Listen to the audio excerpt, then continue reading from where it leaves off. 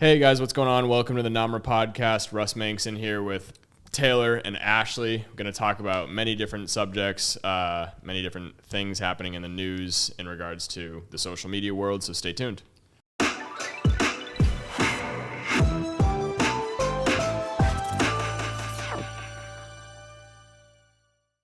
Yeah, I think the probably biggest update of the past week or so is Elon Musk buying Twitter and taking the company private. And I think for a lot of people, it was kind of crazy to see all the different changes going on the platform. But I think it could be a really good thing for local businesses in the future, because it seems like the first thing he really wants to do is highlight how can we make the ads platform better. And more effective for its users, because they're not really that competitive. Yeah, I mean, Twitter has been one of those things that we've sort of ignored for years. It was always there as an option. Lots of clients said, hey, should we be posting more on Twitter? And the ROI was never there on the organic side. It was the content was more restrictive. The 140 characters is always just tough to get your message across. So for small businesses with a good message and people who need to run effective local ads, it was never the play. Yeah. So we'll see what happens. Yeah, I think that one of the main reasons why we never really emphasized Twitter for a lot of our clients is because when we talk about optimizing budgets, what we want to do is get them on the platforms that's going to give them the most bang for their buck. And a lot of times it doesn't make sense to hire an agency like us to handle their Twitter, because we don't see a lot of ROI there. It really hasn't driven business, and a big part of that is because the paid ad platform is really limited. I mean, when's the last time, do you use Twitter, Ashley? I don't, simply for that reason, because it wasn't really good for small businesses anymore. Yeah. And I was like, I'm already handling Facebook, Instagram, Google, those kind of things. So I was like, I'm just going to get rid of Twitter for now until something changes eventually. Yeah. So for me personally, I'll use it if there's a big football game on or a big news story. I'll go there for news. It was I'll always go there. News. Yeah. That's what I'll really use it for. But even I can't remember ever engaging. Can you ever remember engaging with a Twitter ad? I've never purchased anything off. I don't even remember ever seeing a Twitter ad. No, me either. I think right now the primary because they do. I was looking at their revenue. So Twitter's revenue is they're what was it? Hold on. So I actually have the chart up here. It was they do $5 billion in ads. $5 billion in ads, which is kind of crazy. Mm-hmm. But I think primarily that's they emphasize brand awareness ads, and they have a lot of big ticket deals like Coca-Cola, some of these bigger clients that just want general brand awareness, but there's really no depth to that. You can't really interact with a Twitter ad. It's okay, go to a landing page. That's it. They started offering video ads now, which is relatively new, but still I'm interested in seeing where he takes that. Yeah. And we can dub this in, but one of the he basically put out a notes message. It was 3 pages of what his plan was and what his real goal, and he did straight up emphasize, he's the platform has not been good for advertisers, and that's what we're going to be building. So he's a pretty smart guy, right? So I'm interested in seeing where he takes that. Yeah. Oh, likewise. Yeah, and I guess the other big thing that he talked about that's really got a lot of people up in arms is he's talking about potentially a pay per play model for the blue check marks. So if you wanted to be verified on Twitter, you could pay a certain dollar figure per month and get verified. So that'll be interesting to see what that happens. Yep.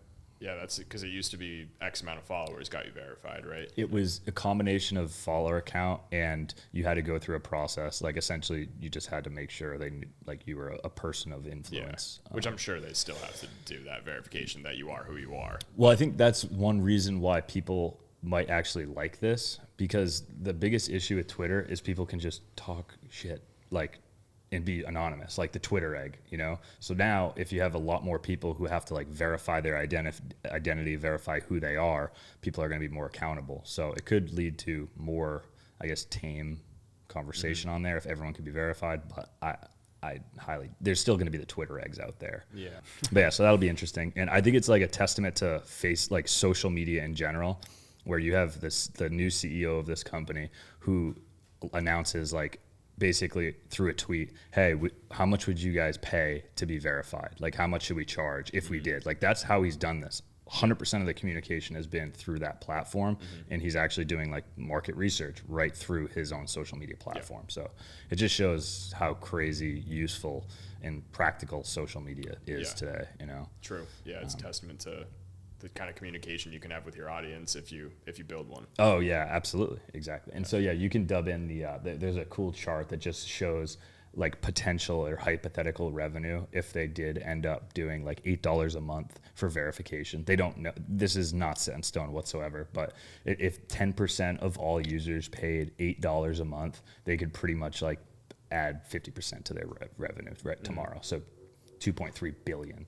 hypothetically, but that's a big maybe. Well, hopefully all that gets invested into a great ads platform, because that's really how Facebook won this long-term battle for the last 10 years, has been really actively focusing on small businesses forever. Like even back when it was just a boost, like that $50 boost option was like it changed a lot of businesses, like local pizza shops 7-8 years ago who could run $50 $100 boosts and put a video up and show that to the whole town could change the game. And there never really has been that option on Twitter. So we'll see. And it goes back to, at the end of the day, as like a consulting agency, we do digital marketing. Like we're going to put you where it makes sense to be. So, and if Twitter ever becomes a platform that you should be on, it makes sense, ROI positive, then we'll make that move and we'll be over there and we'll be using it. So we've always said we have no platform bias one way or another. We don't hate any, we don't love any, because the best one could disappear tomorrow and a new one could pop up. They're all ever changing. Yeah. And our job's to make the content and publish it where it should be published, and where it should be published could change year over year. Yeah, and I think there's something to be said about how social media nowadays is very geared towards businesses and selling and marketing. And in the very beginning, I feel like a lot of people were like, oh, this is crazy. Like everyone's trying to sell me something all the time and you can't go on social media without seeing ads. Then over time, you realize how useful that's become. Like I love not being able, I love not having to go to a store or open a magazine. I can like literally just go on Instagram or something and see something I might want to buy. So that's I think the key, that you want to buy. Exactly. Right? Yeah. Well, you just touched on something that's really, I'm glad you said that, because that was actually like a big key point in Elon's statement was advertisements that are useful and valuable are not like just spam or just ads. Those are value add content. So he says he wants to integrate actual content into the advertising platform. So it's not shit, it's not spam, it's not junk mail. Yeah, a lot of people would associate ads with like spam or like, let me find the X and click out of this. And I think it's been very noticeable that Twitter hasn't kept up with how social media has been with starting to advertise a lot and cater to businesses. So I think it'll be interesting. And I feel like most platforms that now integrate towards that way are probably going to blow up the same way Facebook has. Yeah.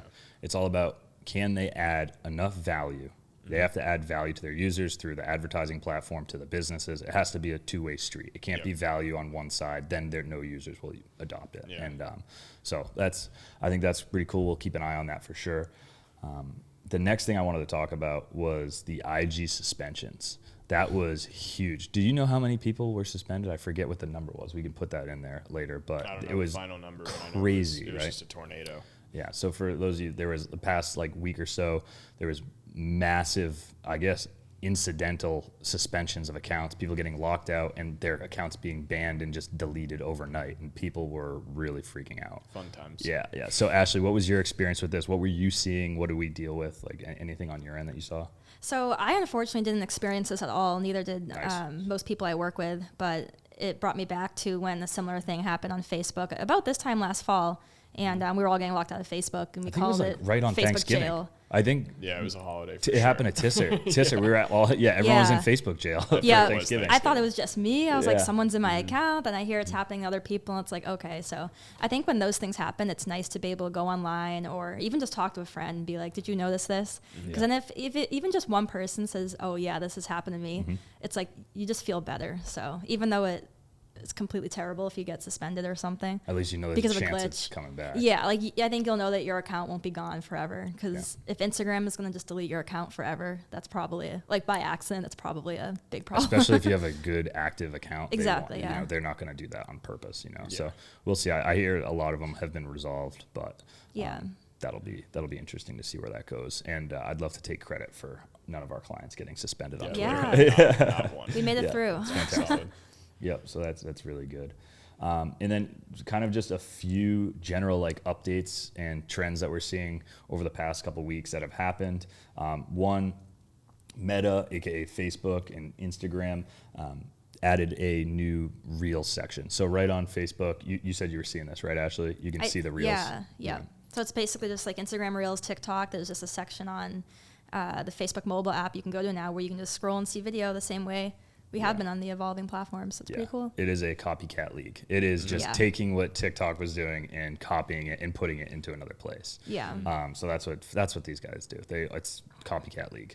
So it's interesting that Facebook did integrate it though. We know that they're going through a bunch of changes on their ads platform. Now you can run promoted Reels as well. So one more way to help. Which we businesses. knew was coming. Yep. That was inevitable. Yeah, that's weird. And then actually one other thing I wanted to add on the IG suspension, just a quick plug. If anyone is having trouble with an app, anything in tech, a website, you can go to downdetector.com and just see if there are platform outages. Great plug. It's a great website that we use all the time. So if there's ever something going on, even if Netflix is down and you're not sure if it's your Wi-Fi, go to downdetector.com and that'll actually show you how many report cases. Yeah, that helps me all the It time. does make you feel a lot better. Am I crazy? not It's like, just Yeah.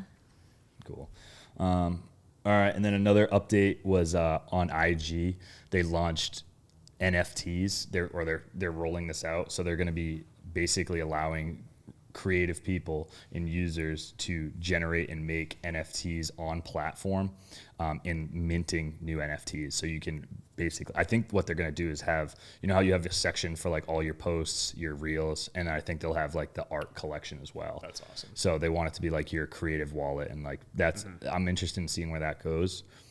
Because right now the only like the major place that you go to mint NFTs, the leader in the clubhouse is a platform called OpenSea.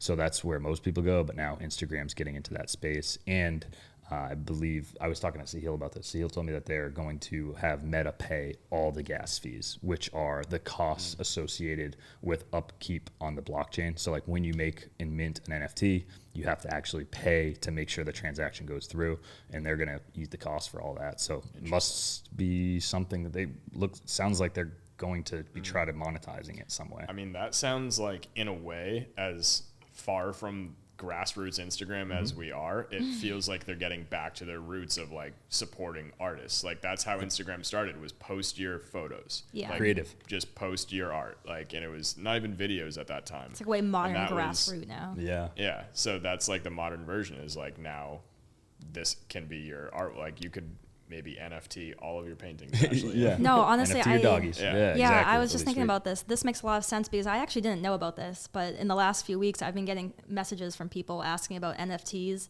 with my art, and I just thought it was. There you go. I was like, What "What's going on?" What were they asking? Just that if that they're looking to buy NFTs? artists for and if I'm selling them, and I'm like, no. We have to make you a NFT like gallery. We can do that. Good to Yeah, know.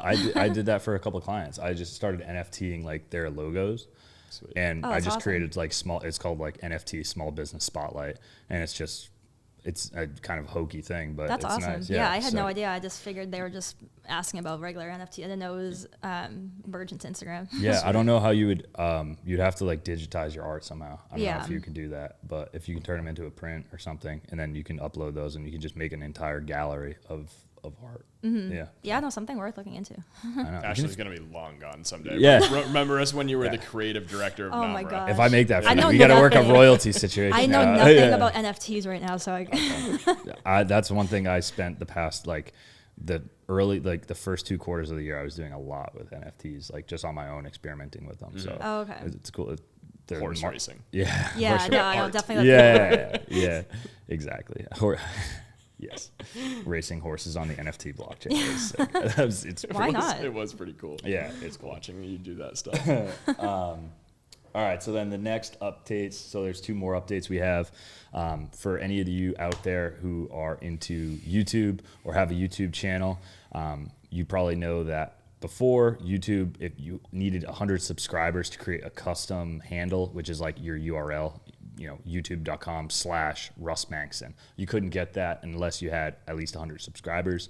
over the past like week and a half, they started rolling out a new feature, which is just YouTube handles to everyone. So if you have a YouTube channel, check your inbox, check your spam filter for a message from YouTube.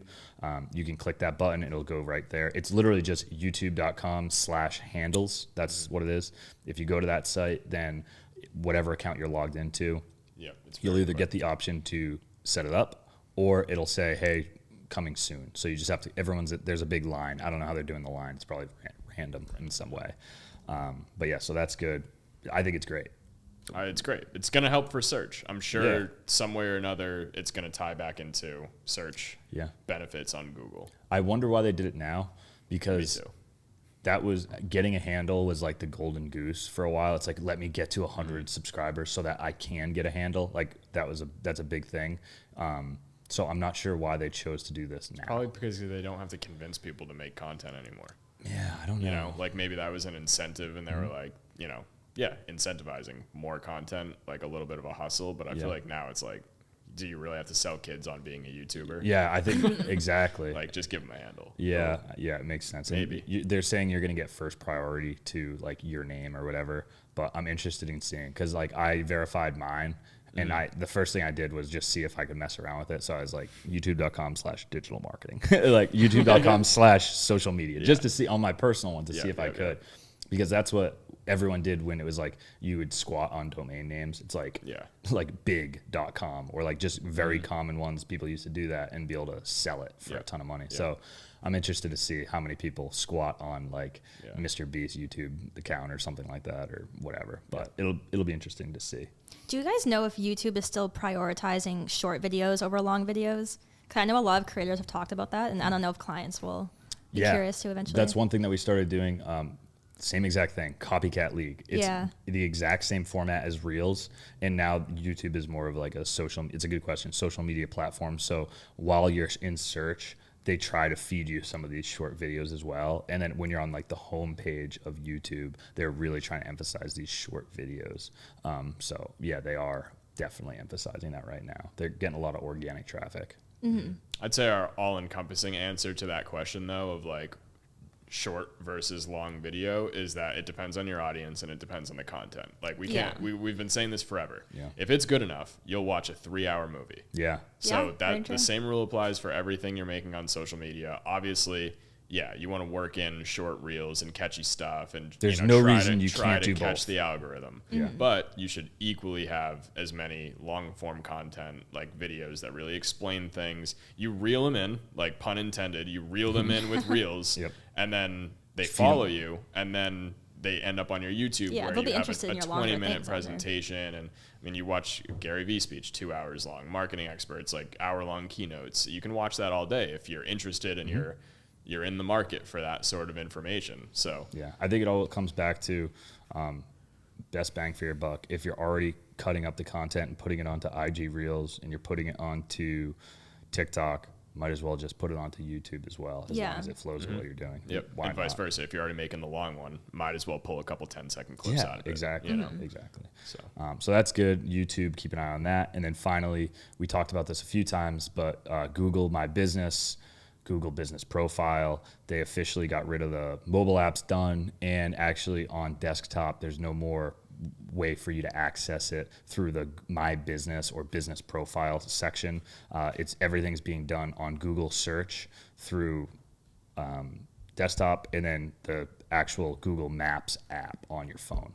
So that's interesting, and it's exactly what we talked about a couple weeks ago. We knew they're trying to consolidate their apps. They have such a huge suite of apps that I think they're just trying to consolidate everything and make it easier for the business owner. So if you're looking for your business profile, that's where it is. Go right, Google yourself, and it should pop up right there. Yeah, I think it's easier to use, straight up. Like we've had a couple clients that already made the transition on their accounts, and to go in, log in, make changes, it's right there on Google. It feels like it's like, oh, this is where it should be. Yeah, it as does. Opposed it's better to user like, experience. where's Google My Business? And it's just, it works. The one thing that there is I have an issue with right now, because I love like going in, like using all the bells and whistles, there is stuff missing. So before you're able to add more, there was more depth of what you could do. So when you're talking about uploading a photo, there were different sections and types of photos you can upload. That's still not there. So I'm guessing that's going to come out over the next couple weeks. But that stuff is important, and it's like what can set you apart from your like competitors, and that's why we do those little neat like niche details. So I do like it for now. I'm just interested in seeing what the end product looks like, because I'd like to get some of those granular features back. I'm sure they'll come back. Yeah, they definitely will. It's just a matter of getting everything switched over. But it's 90% done, so that's really good.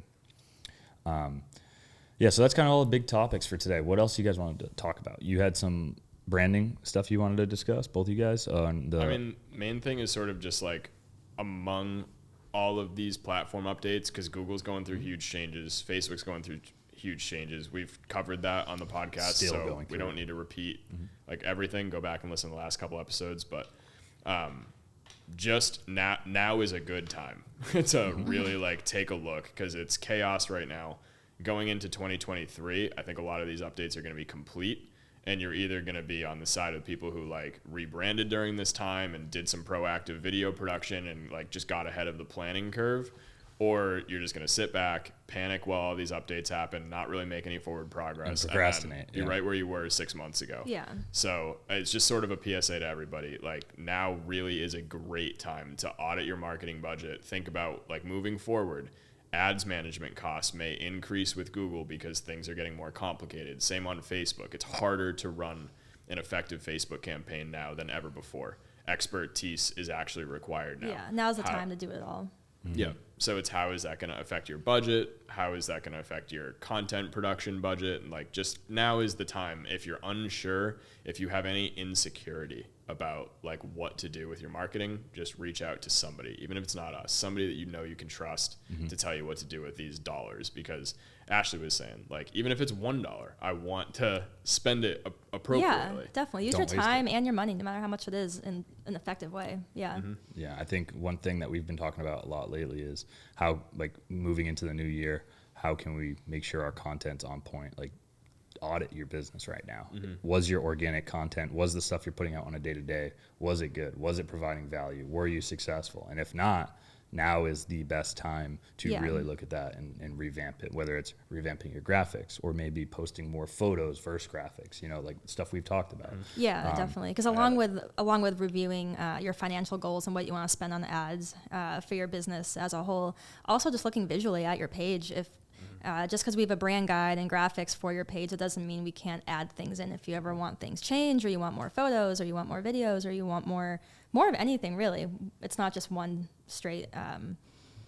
Linear. Yeah, it's not so linear with what we gave you as a brand guide. So anytime you want to start doing something yourself, or you have ideas, definitely just come to us, and we're always happy to help. Yeah, brand guide does not have to be set in stone. People think it's like, oh well, I have to use this. It's like, well, we can tweak it always. Yeah, exactly. If you've been using it for a year, or you've had this way of doing things for a year, feel free it's your business. You know, you can change it up however the hell you want. Yeah.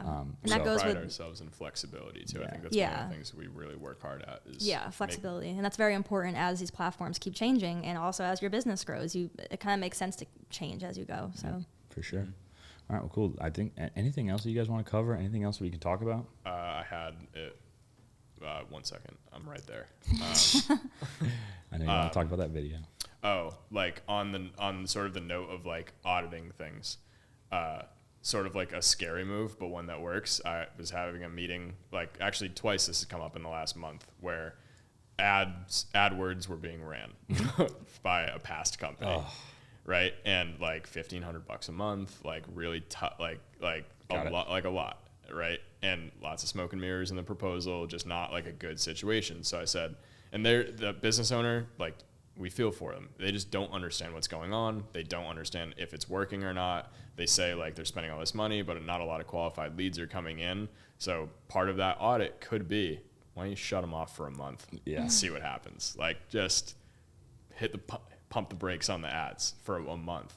You might be surprised at how no difference it makes. Yeah. And then you realize, oh, like we've got an extra $1,000 a month to put into videos, or like a different side of your marketing strategy that you never. And so like just little things like that, like it's delicate, and you obviously have to be careful and work with an expert on it, but like it's a huge, now would be a good time to take a look at that sort of thing. I had something similar come up where it was like they're talking about discretionary spending or whatever, and I was like, well, okay, that's fine, but let's look at your marketing budget. And we found like $1,000 a month of just like miscellaneous ads that were spent. And I don't mean to like badmouth anything, but it was like they were in 3 different magazines.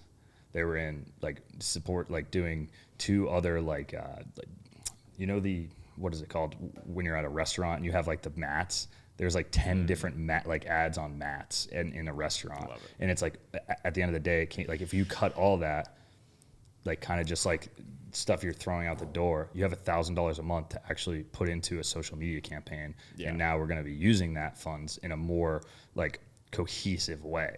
It's better to spend $100 than, you know, $5, you know, a million different ways. Yeah. So I think that'll be good to see. I think a lot of people are going to start doing that now. And again, it always comes down to optimizing your budget. Now is the time to look. Now is the time to audit. So cool. All right. Well, I think that's it for us. Thanks guys for watching, and we'll see you next time. Sweet. That was easy. Great job, Yeah, guys. that was Very great. nice. Well That was done. very, very smooth.